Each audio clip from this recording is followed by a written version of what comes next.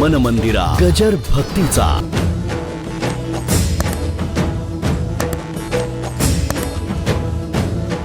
लग्न म्हणजे कॉम्प्रोमाइज आहे बरं का. पुष्कळ ठिकाणी कॉम्प्रोमाइजच आहे. म्हणून आपल्याकडे माणसाने हुशारीने म्हणी टाकल्या, पदरी पडलं आणि पवित्र झालं. या म्हणी टाकण्याची काही गरज होतं का?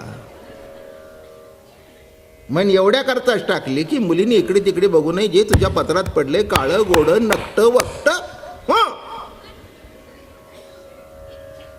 म्हणून पूर्वीच्या काळीच्या म्हणी बघितल्या का? बाईचं रूप बघावं, पुरुषाचं बघू नये, इकडे नाक असलं तरी. हात काय नाही, मला काही अजून कळलं नाही. हा, पुरुषाचं रूप बघू नये, बाईचं रूप बघू नये म्हणजे काय? कोणाही लग्न करावं काही येड्या घाबळ्याबरोबर? हे एवढ्या करतात होतं की वा ठीक आहे, अगदीच काही चिकित्सा करू नये, अगदीच घासत बसलं तर ते लग्न व्हायचं नाही, त्यापेक्षा आपलं 2-3 बघावे, त्याच्यातला हा हा हा याच्यापेक्षा दगडापेक्षा हां.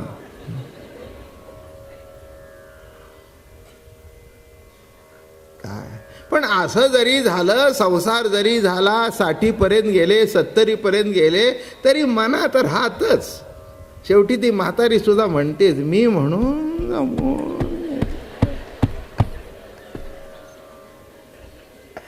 माझ्या ठिकाणी जर दुसरी असती ना. आणि काय असतं, जरा 50च्या पुढे हे बायकांना बोलायला अधिकार प्राप्त होतो. आणि एकदा त्यांना अधिकार प्राप्त झाल्यानंतर ते मागच्या 20 वर्षाचं उट्ट काढून घेतात. तशा काही सोडत नाहीत. आता राहू द्या, किती वर्ष ऐकून घ्यायचं तुमचं. काळ्याचे पांढरे झाले, पुन्हा काळे केले.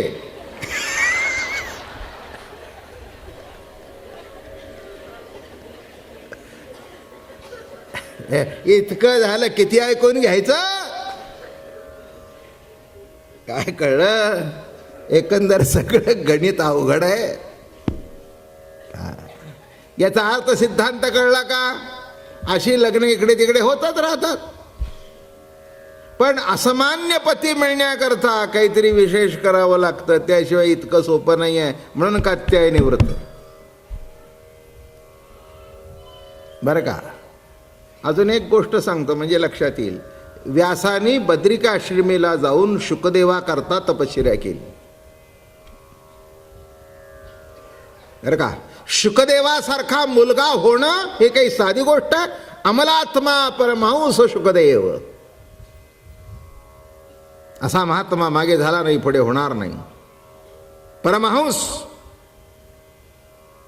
आणि परमहंस असून सुद्धा बरं का, परमहंस असून सुद्धा मोठं कौतुक आहे. कृष्ण भक्तीमध्ये लुब्ध झाले होते. कृष्ण भक्तीमध्ये लुब्ध झालेले होते. मग आता मला सांगा, त्यांच्याकरता तपश्चर्या कुठे केली? जाऊन बद्रिका आश्रमाला गेले आणि नारायणाची उपासना केली. नारायण म्हणाले, बाबा व्यासा आपल्याला काय पाहिजे? ते म्हणाले, महाराज महान भगवत भक्त असा पुत्र माझ्या पोटी द्या. म्हणून उत्तम मुलं होण्याकरता सुद्धा प्रार्थना लागते. उत्तम नवरा मिळण्याकरता सुद्धा प्रार्थना लागते. उत्तम बायको मिळण्याकरता कुणाचं काय करावं असं काही कुठे वाचलेलं नाही मी.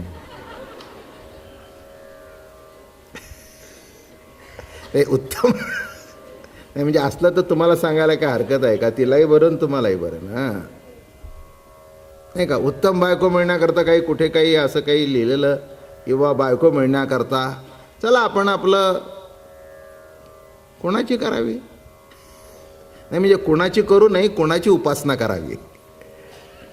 कोणाचीही करा, बायकोसुद्धा उत्तम मिळणं आयुष्यात भाग्य लागतं. तसं इथे कृष्णपती मिळावा साधी गोष्ट नाही आहे. तात्विक विचार केला तर कृष्ण हा पतीच आहे. कृष्ण हा पतीच आहे.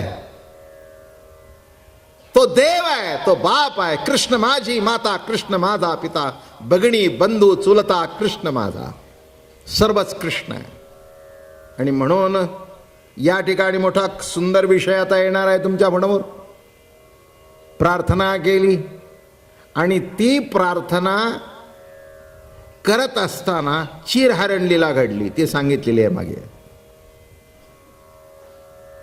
जी लुगडी पळवून नेली भगवंताने, बरं का.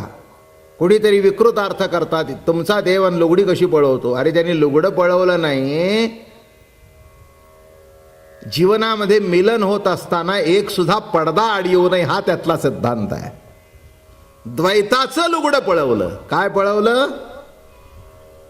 हा, द्वैताचं लुगडं पळवलं, लुगडं नाही पळवलं. अरे काय देव आहे का काय का काय?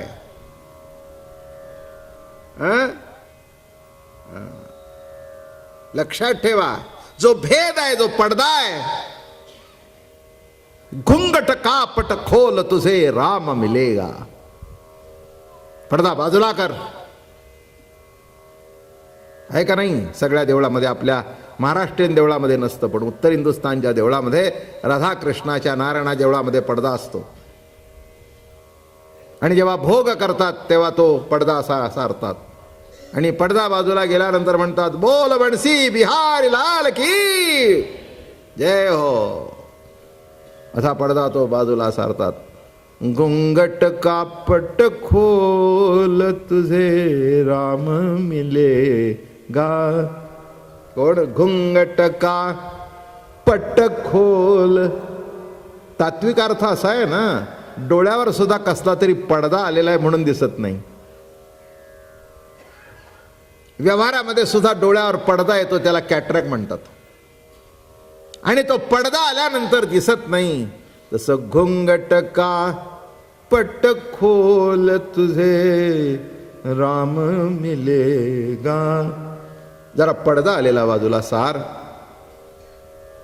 वेदांत शास्त्रामध्ये त्याला आवरण म्हणतात,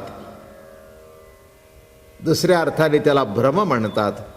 तसा पडदा बाजूला सारल्यानंतर प्रत्यक्ष परमात्मा समोर उभा राहतो. तसं इथे तुमच्या दृष्टीच्या समोर आलेला जो पडदा आहे तो पहिल्यांदा बाजूला करा. पहिल्यांदा कृष्णाकडे पुरुष म्हणून बघू नका, आत्मसत्ता बघा. म्हणजे मग ती लुगडी चोरली, नमक तमक हे विचित्र तुमच्या मनात येणार नाही. काय? एक लक्षात ठेवा, चांगलं हृदय ते की वाईटातून चांगले अर्थ काढतं ते, आणि वाईट हृदय ते की चांगल्यातून वाईट अर्थ काढतो तो. आपण इथे काय येतो, कशा करता येतो? चांगल्यातून वाईट अर्थ काढण्याकरता नाही, वाईट जरी असलं तरी त्याच्यातून चांगले अर्थ काढावं, इतकं आपलं चित्त पालटावं, नाही का? तुकाराम महाराजांचं जीवन बघा, नाथांचं जीवन बघा, म्हणजे माझ्या बोलण्याचं सत्यत्व पटेल. वाईटातून सुद्धा अर्थ चांगले काढले, नाही का? मी नेहमी सांगत असतो, आपल्यालाही माहिती आहे, पण त्यातला मतितार्थ सांगतो. एक यवन 108 वेळा थुकला, नाथांनी काही रागवले नाहीत. पुढचं उत्तर ऐका म्हणजे कळेल, वाईटातून चांगला अर्थ. मग शेवटी त्यालाच पश्चाताप झाला, पाय धरले, म्हणले महाराज मी तुमच्या अंगावर 108 वेळा थुकलो. ते म्हणले नाही रे बाबा, तू माझ्यावर फार उपकार केलेस. 108 दिवस लागले असते इतक्या वेळेला गंगेत स्नान करायला, ते तुझ्यामुळे एका दिवसात घडलं. केवढी पुण्याई पत्रात पडली, तू माझा उपकार करतायस. माझं बोलणं कळलं का? हे नीट लक्षात घ्या. आपल्याला काही इतकं मोठं होता येणार नाही, अवघड आहे हे सगळं, पण थोडं तरी हरकत नाही, नाही का? हां, थोडं तरी पुढे सरायला काही हरकत नाही. अगदी नको तुकाराम महाराज, नको ज्ञानेश्वर महाराज, नको नाथ महाराज, पण जरा तरी थोडंसं पुढे सरकायला काही हरकत नाही. म्हणजेच एवढा महिन्याचा कार्यक्रम करतोय त्याचं माझंही सार्थक आणि तुमचंही सार्थक. नाही तर घरी गेल्यानंतर दंड थोपटून तयारच.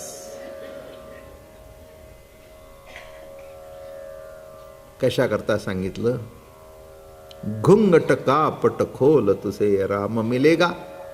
तसं रास शब्दाचा अर्थ अनेक रसांचं अविभंजन नामे रास.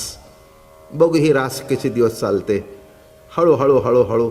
तुम्हाला माहिती आहे मी असं काही चरित्र म्हणून सांगत नाही, पण तत्त्वज्ञानाच्या आधारावर गेल्या वर्षी गणपतीसुद्धा त्या दृष्टिकोनातून सांगितला आणि त्या दृष्टिकोनातून रास सांगत सांगत आपण पुढे जाऊ आणि एक दिवस भगवंताच्या ज्या गोपी होत्या त्यामध्ये आपणही आपल्याला झोकून देऊ. पुंडलिका वरदे हरी विठ्ठल. श्री ज्ञानदेव तुकाराम विठ्ठला विठ्ठला विठ्ठला विठ्ठला विठ्ठला विठ्ठला विठ्ठला विठ्ठला. मन मंदिरा गजर भक्तीचा.